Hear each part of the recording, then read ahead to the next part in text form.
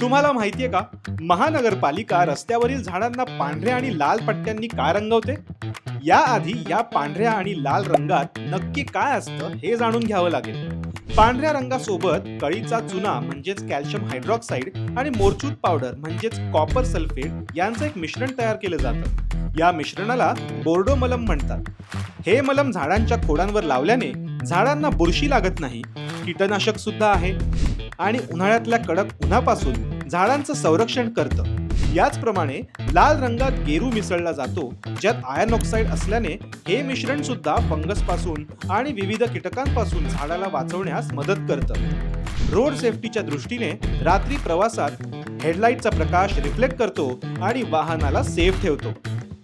तसेच अवैध वृक्षतोडीपासून झाडांचं संरक्षण सुद्धा होतं. या लाल पांढऱ्या पट्ट्यांच्या झाडांनी 2021 मध्ये मुंबईला भेट देण्यास आलेल्या मलेशियाच्या केडा राज्याचे सुलतान टुनकू सल्लाउद्दीन यांचं सुद्धा लक्ष वेधून घेतलं. या नियोजनापासून प्रभावित होऊन त्यांनी मुंबईतील मलेशियाचे council general Zainal Azlan Mohammed Nazir यांना या गोष्टीचा अभ्यास करण्यास सांगितले. अशी पर्यावरण आणि झाडांना संरक्षण करणारी प्रणाली म्हणजेच रस्त्यावरील झाडांना देण्यात येणारे लाल पांढऱ्या रंगांचे पट्टे. तुम्हाला हा व्हिडिओ कसा वाटला आम्हाला कॉमेंट्समध्ये नक्की सांगा आणि अशा कोणत्या विषयाबद्दल तुम्हाला आणखीन जाणून घ्यायला आवडेल हे सुद्धा आम्हाला सांगा. आणि अशाच माहितीपूर्ण व्हिडिओसाठी मराठी माइंडेडला सबस्क्राईब करा.